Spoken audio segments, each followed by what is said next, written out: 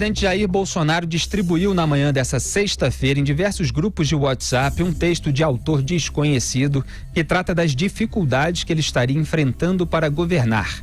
A nota diz que o presidente está sofrendo pressões de todas as corporações, em todos os poderes, e afirma que o país está disfuncional, não por culpa de Bolsonaro, mas que até agora o presidente não fez nada de fato, não aprovou nada, só tentou e fracassou. Ao compartilhar o texto, o presidente escreveu, aspas, um texto no mínimo interessante. Para quem se preocupa em se antecipar aos fatos, sua leitura é obrigatória.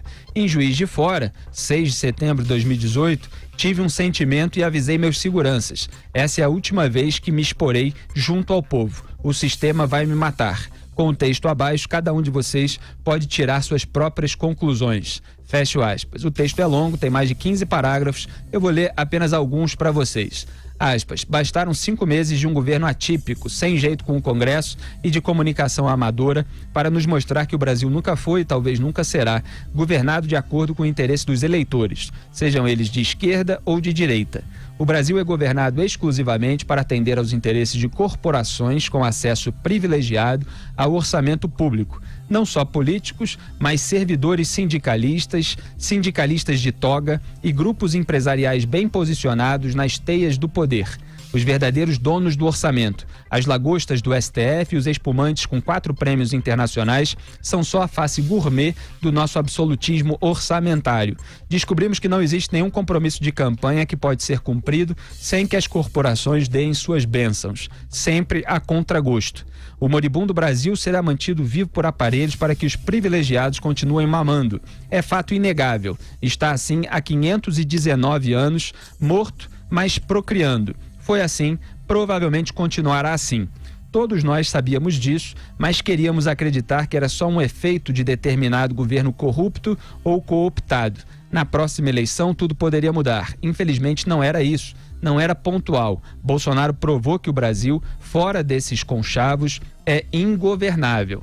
O Brasil está disfuncional como nunca antes. Bolsonaro não é culpado pela disfuncionalidade, pois não destruiu nada, aliás, até agora não fez nada de fato, não aprovou nada, só tentou e fracassou.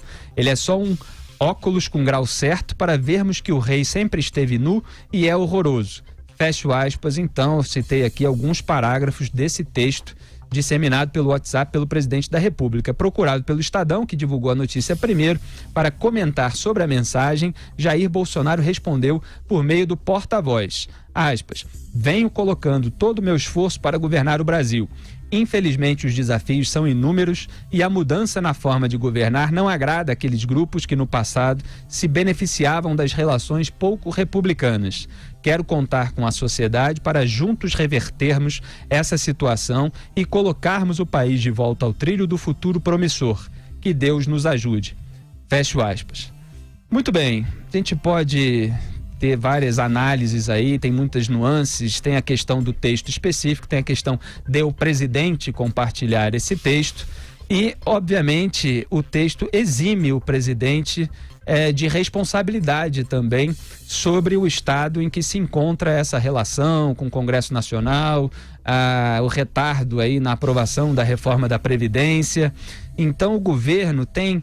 Eu escrevi outro dia, Renata Barreto, que o governo tem, o presidente Jair Bolsonaro hoje é chefe de um governo ancorado na rigidez econômica do Paulo Guedes, que é detonado por aqueles parlamentares, não só por eles, mas por um setor parlamentar que não quer deixar o governo tão forte com a aprovação de uma reforma da Previdência que gere a economia de R$1 trilhão aos cofres públicos. Tem a intransigência moral do Sérgio Moro, que é detonado por parlamentares que não querem ser alvo da justiça. E tem o pragmatismo técnico de militares, que são detonados por Carlos Bolsonaro e outros bolsonaristas virtuais. Então, houve várias tretas, há uma tensão, há parlamentares, de fato, que não querem que o Brasil dê tão certo assim, por interesses próprios, por interesses políticos, mas também existe a responsabilidade dos integrantes do governo por determinadas atitudes e pela percepção não estar sendo tão boa em relação às expectativas para o futuro, né? Sim, exatamente. Eu acho que não tem como não concordar com essa parte do texto que você leu, sobre que ele talvez nunca será governado de acordo com os interesses dos eleitores, principalmente depois de você ver isso muito claramente na fala do Paulinho da Força, que representa bastante o que pensa o Centrão. Exato. Teoricamente é com quem a gente tem que articular a reforma da Previdência, quando ele fala que a maior preocupação dele é que a economia não seja tão grande para que o Bolsonaro não seja reeleito em 2022. Então isso deixa muito claro que os interesses eles são específicos para os políticos e não para o Brasil, né?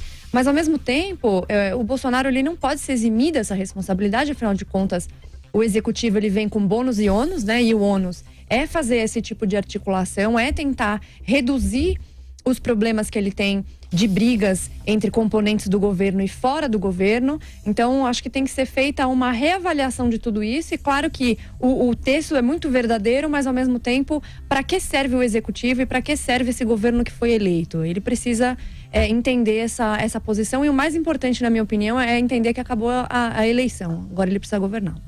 Exatamente. Rodrigo Constantino, essa transição do ativismo, principalmente na internet, para a ocupação de um cargo público tem sido traumática, vamos dizer assim, em diversos casos.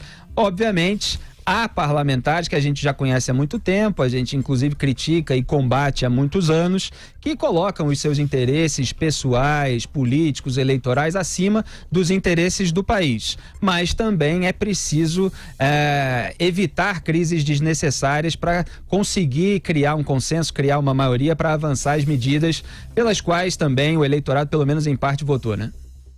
Exatamente, Felipe. Isso aí é o seguinte, né? É tão antigo o que é denunciado na carta, no texto, é tão antigo quanto os donos do poder do Raimundo Faoro. Quer dizer, a gente sabe que tem no Brasil grupos de interesse muito organizados e fortes que sabotam de volta e meia, né? Sabotam reformas positivas. E também, justiça seja feita, impedem que vire a Venezuela, né? Esse centrão aí, que é bem representado pelo MDB, ele impede quando está ameaçando virar a Venezuela, porque mataria a galinha dos ovos de ouro, mas também impede que decole, né? Então é o seguinte, o problema é a ingenuidade e o romantismo de alguns de achar que o Brasil ia sair do Brasil, que é isso aí, para a Suíça, sem passar por Chile.